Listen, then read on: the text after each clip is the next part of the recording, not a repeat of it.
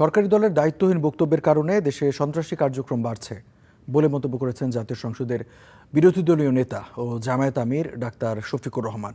গাইবান্ধায় BNP ও যুবদলের নেতাকর্মীদের হামলায় গুরুতর আহত শিবির নেতা সালাউদ্দিনকে বৃহস্পতিবার রাজধানীর একটি হাসপাতালে দেখতে গিয়ে এই মন্তব্য করেন তিনি। এ ঘটনায় গত ২১ জুন সাইফুল্লাহ বারী নামে একজন শিবির নেতা নিহত হন। ডাক্তার শফিকুর রহমান বলেন, বিএনপি ফ্যাসিবাদের পথে হাঁটছে, নমনীয়তাকে দুর্বলতা মনে করলে সরকার মারাত্মক ভুল করবে বলেও মন্তব্য করেন তিনি। নির্বাচনে ইঞ্জিনিয়ারিং হওয়া সত্ত্বেও গৃহযুদ্ধ এড়াতে জামায়াত ফল মেনে নিয়েছে বলেও মন্তব্য করেন তিনি। বলেন, দেশে আরেকটা বিপ্লব অনিবার্য হয়ে উঠছে। তারা বিভিন্ন সময়ে যে সমস্ত উস্কানিমূলক কথা বলেন, এগুলা থেকে সন্ত্রাসীরা উৎসাহ পায়।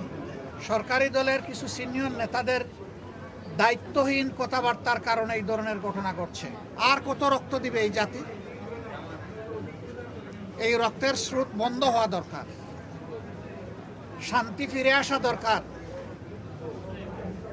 নির্বাচনে ইঞ্জিনিয়ারিং হওয়া সত্ত্বেও, আমাদের বিজয় জোর করে কেড়ে নেওয়া সত্ত্বেও আমরা শুধু দেশটা বিশৃঙ্খলা এবং সিভিল ওয়ারের দিকে না যাক, গৃহযুদ্ধের দিকে না যাক, এই জন্য এই নির্বাচনের রায় মেনে নিয়েছি।